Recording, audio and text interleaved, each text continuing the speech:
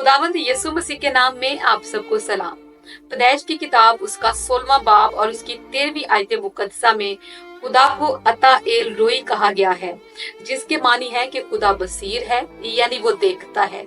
कलाम मुकद्दस बयान करता है कि खुदा कोई सोने और चांदी की मूरत नहीं जो ना देखते हैं, ना सुनते और ना जवाब देते हैं, बल्कि खुदा जिंदा है, वो देखता है, वो सुनता है और वो जवाब देता है। बाइबल मुकद्दस बयान करती है कि खुदा की आंख इस पूरी दुनिया की सैर करती है, कुछ भी चीज उससे छुप नहीं सकती, कोई पोशीदा बात उसकी आंख से छुप नहीं सकती। वो इंसानी दिल की पोशीदा बातों और ख्यालों को भी जांच लेता है।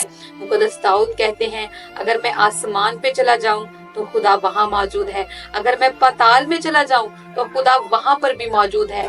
बेशक खुदा हर जगह मौजूद है और उसकी आंख से कुछ भी छुप नहीं सकता।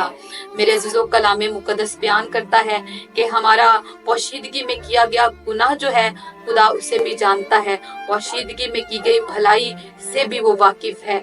हर एक चीज उसके सामने खुली किताब की मानिंद है। इंसानी आंख के लिए वक्तों की मियादें हैं और जगह की हदूद है, लेकिन खुदा के लिए आने वाला वक्त, मौजूदा वक्त और गुजरा हुआ वक्त गोया खुली किताब की मानिंद है। वो सब कुछ जानता है, वो हमारे दुखों को, हमारे मुश्किल हालातों को भी देखता है और वक्त मुकर्रा पर हमारे लिए भलाई के काम करता है। कुछ भी उससे छुप नहीं सकता, क्योंकि वो बसीर है और वो हमारे दुखों को देखकर हमारे लिए आसानियों को पैदा कर देता है।